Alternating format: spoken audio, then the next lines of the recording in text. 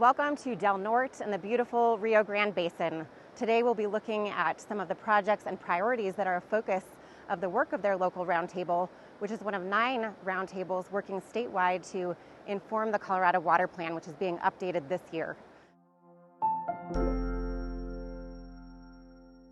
Where we're at today, the Del Norte Riverfront project has been in the works for a long time. The town of Del Norte really thinking about how they could connect their community to the river in a way that is sustainable and fun and safe, which was a play wave, a picnic area, a boat ramp, the spot that we're at today that allows for people to connect to the river. One project I wanted to highlight is just upstream. The Rio Grande Canal is a really dangerous low-head dam. We were able to get funding to install safety signage, and we're hopefully this fall able to build an improved portage around the diversion that allows for safe passage for boats. One of the projects that we just completed on the Conejos River, which goes back to the 2015 Water Plan and the Basin Implementation Plan, is 2 miles of habitat work right below the reservoir in Platoro, Colorado. This section of stream was really over wide, and it didn't have a lot of good refuge habitat for drought or winter months.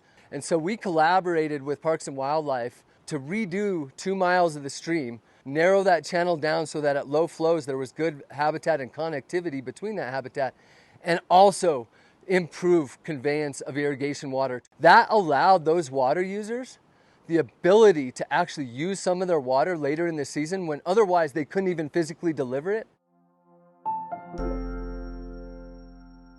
We're really excited to welcome you here to Shaw Reservoir. It was a privately held facility.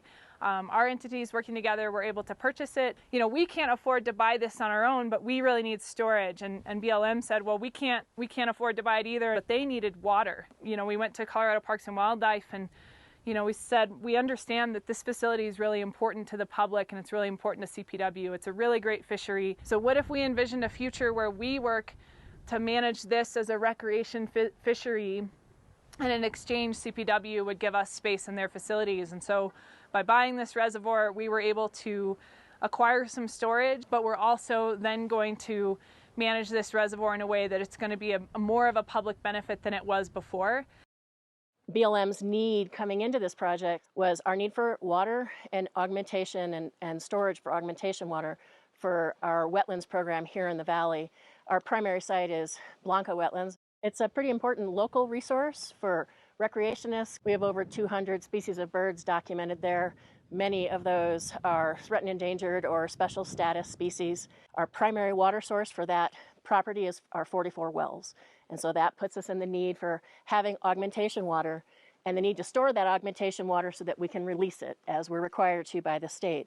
CPW has long been interested in Shaw Reservoir since 1974 because this is a very productive fishery, and to be able to manage this as a full pool creates a lot of opportunity for our anglers and creates a lot of economic activity. We have water that was committed to this conservation pool in the past.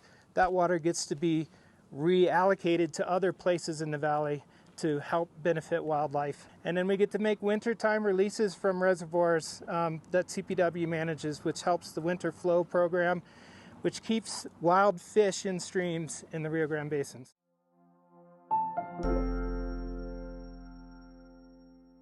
Aging infrastructure is one of the key challenges that the Basin Implementation Plan highlighted across the state. Aging infrastructure not only impacts our water users, it also impacts the Division of Water Resources' ability to administer water rights. Further, it also impacts the health of the river itself. And a lot of times these older structures don't have fish passage, maybe aren't safe for boaters. The new diversion includes a fish ladder, 2 Obermeyer gates to help flush sediment, and then the new head gate for the consolidated and the paste ditch over here. It includes automation and a trash rack. So just really exciting partnership and opportunity.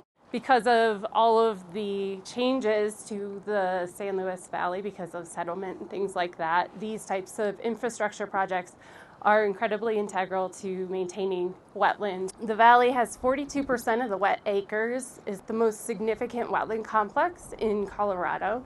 And so that makes us really important, not only for resident wildlife, but for migrating wildlife. Native hay meadows are seasonal wetlands, and a lot of people don't understand that. A recent project that we just completed showed that 75% of those types of wetlands occur on private lands.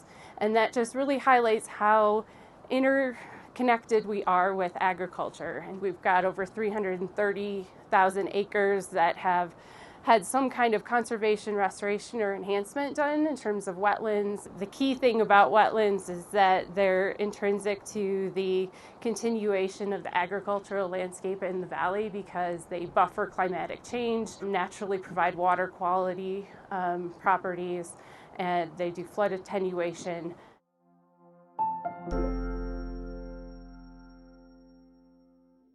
The Rio Grande Compact was actually signed in 1938. The impetus for that compact was that the downstream states, particularly Texas and then southern New Mexico, were concerned that there was a lot of water being used up here in Colorado and in northern New Mexico, and not much getting down to them. The Rio Grande Compact is very unique in that we don't have to deliver a certain amount each and every year.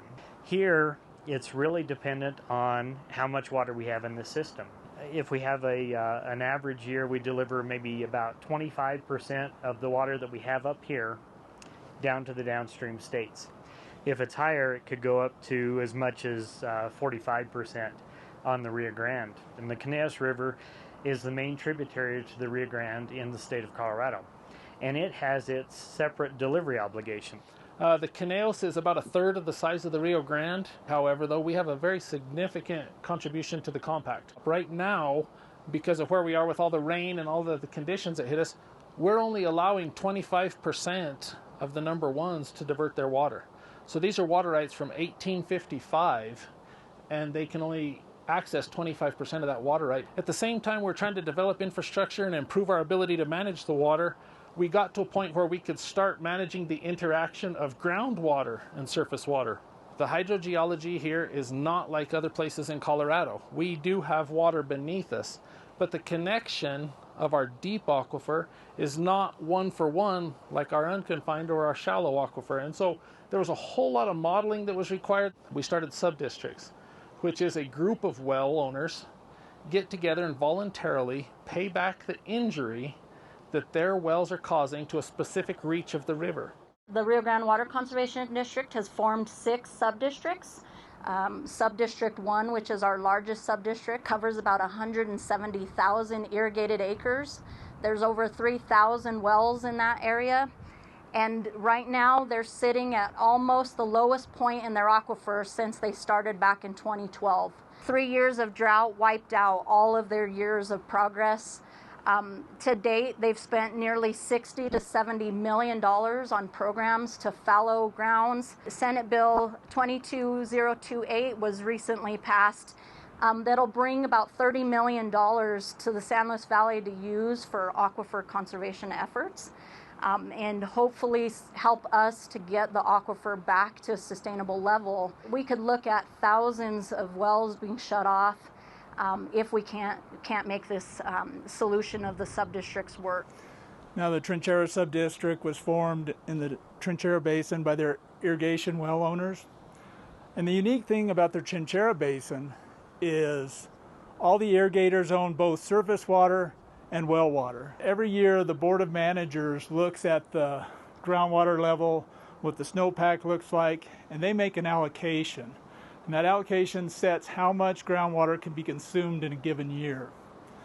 And then that gets divvied up. Since we've been in operation the last 2 years, we've made sizable reduction in consumptive use of groundwater. We've got sufficient surface water and other sources to replace our depletions to the rivers. And we've made more efficient use, more surface water available for irrigation in the basin itself.